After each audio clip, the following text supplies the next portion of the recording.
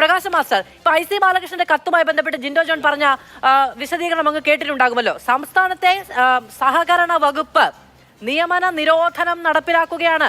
Rank ലിസ്റ്റിലുള്ളവർക്ക് എവിടെ പോയിട്ടും സഹകരണ വകുപ്പിനെ തന്നെ സമീപിച്ചിട്ടും ഹൈക്കോടതിയുടെ ഉത്തരവിന്റെ ആനുകൂല്യം ഉണ്ടായിട്ടും ഒന്നും നടപ്പിലാക്കാതെ വരുമ്പോൾ IC ബാലകൃഷ്ണനോട് പോയി പരാതി പറയുന്നു. ജനപ്രതിനിധിയോടല്ലേ പറയാൻ പറ്റുള്ളൂ. അങ്ങനെ പറയുമ്പോൾ അദ്ദേഹം സ്വന്തം ലെറ്റർ പാഡിൽ ഒരു ശുപാർശ കത്ത് എഴുതി കൊടുക്കുന്നു. എല്ലാവരും ചെയ്യുന്നതല്ലേ എന്നുള്ളതാണ് ജിൻഡോ ചോദിക്കുന്നത്. ആ ശുപാർശ കത്ത് നിങ്ങൾ കൃത്യമായി നോക്കിയിട്ടില്ലേ? ഇവിടെ അത് ശുപാർശ കത്തല്ല, അത് ഉത്തരവാണ്. DCC പ്രസിഡന്റ് കൊടുക്കുന്ന ഉത്തരവാണ്. ഇവിടെ പിന്നെ വിജയൻ അദ്ദേഹത്തിൻ്റെ കത്തിലിക്കാരും പറയുന്നുണ്ട്, DCC ട്രഷററായിട്ടുള്ള ഞാൻ അറിയാതെ എൻ്റെ മകനെ മാറ്റിയിട്ട് മറ്റൊരാൾ നിയമിക്കുന്നതിന് അദ്ദേഹം കത്ത് കൊടുത്തു എന്നുള്ള കാര്യം വിജയൻ അദ്ദേഹത്തിൻ്റെ കത്തിനകത്ത് പറയുന്നുണ്ട്. പിന്നെ അങ്ങനെ കത്ത് കൊടുക്കാറുണ്ട് എന്നുള്ളത് നേരത്തെയുള്ള ബാങ്കിൻ്റെ മുൻ പ്രസിഡന്റ് പറഞ്ഞിട്ടുണ്ടല്ലോ.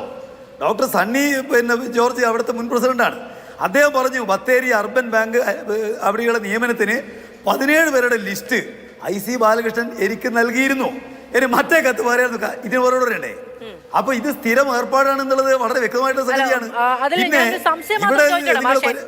അത് അങ്ങേക്ക് ഖണ്ഡിക്കാവുന്നതാണ്. അങ്ങത് ഖണ്ഡിക്കാൻ വേണ്ടിയാണ് ഞാൻ ചോദിക്കുകയും ചെയ്യുന്നത് ശ്രീ പ്രകാശ് മാസ്റ്റർ. അതായത്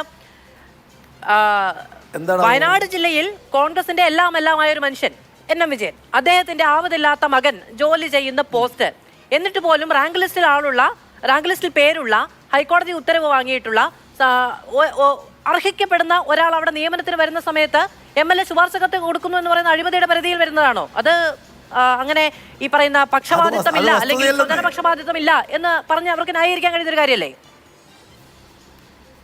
അത് വസ്തുതയല്ല. അവർ പറഞ്ഞു മതി ഇയാൾക്ക് ജോലി കൊടുക്കാത്തതിനെ സംബന്ധിച്ച് അവർ പറഞ്ഞ വിശദീകരണം എന്താ? പാർട്ടിക്കകത്ത് ഉൾപ്പെടെ ഇയാൾ 1ാം റാങ്ക് അല്ല എന്നാണ്. 1ാം റാങ്കേരെ നിയമിക്കാൻ വേണ്ടി പറ്റുമെന്നാണല്ലോ അവർ പറഞ്ഞു വന്നത്. ഇതേ 2ാം സ്ഥാനക്കാരനാണ്, അതുകൊണ്ട് നിയമിക്കാൻ പറ്റില്ല എന്നാണ് പറഞ്ഞത്. അതല്ലാതെ ഹൈക്കോടതി ഉത്തരവോ കാര്യങ്ങളോ ഒന്നും ഈ വിഷയത്തിനകത്ത് നേരത്തെ ചർച്ചാ വിഷയമായിട്ടില്ല, ഒരു സന്ദർഭത്തിൽ ഉന്നയിക്കപ്പെട്ടിട്ടില്ല. ഇയാളെ നിയമിക്കണം എന്നുള്ള ഉത്തരവ് DCC പ്രസിഡന്റ് കൊടുത്തു എന്നുള്ളതാണ് വസ്തുത. അദ്ദേഹം ഈ NM വിജയൻ അദ്ദേഹത്തിൻ്റെ കത്തിലൊരു കാര്യം പറയുന്നുണ്ട്. ഈ നിയമനത്തിന് വേണ്ടിയിട്ട് 25 ലക്ഷം രൂപ കൈക്കൂലി വാങ്ങിച്ചു എന്നാണ് ഞാൻ മനസ്സിലാക്കുന്നത്. DCC ട്രഷറാണ് അദ്ദേഹം പറയാണ് ഈ നിയമനത്തിന്, ഈ പാർട്ട് ടൈം സൂപ്പർ നിയമനത്തിന് 25 ലക്ഷം രൂപ കൈക്കൂലി വാങ്ങിച്ചു എന്നാണ് ഞാൻ മനസ്സിലാക്കുന്നത് എന്ന് കത്തിനകത്തുണ്ടല്ലോ. ആ നിയമനത്തിന് വേണ്ടിയല്ലേ കത്ത് കൊടുത്തിരിക്കുന്നത്? അതിനെ സംബന്ധിച്ച് ഇത് കോടതിയുടെ ഉത്തരവാണ്, നടപ്പാക്കാത്തതിന് വിലയാണെന്നൊക്കെ കഥയുണ്ടാക്കിയതിൻ്റെ കാര്യം. അപ്പോൾ ഇത് വളരെ വ്യക്തമായ നിലക്ക് തന്നെ ഇപ്പോൾ ഇതിന് ശേഷം മകനും അതുപോലെ മകൻ്റെ ഭാര്യയും പറഞ്ഞൊരു കാര്യം നിങ്ങൾ ശ്രദ്ധിച്ചില്ലേ?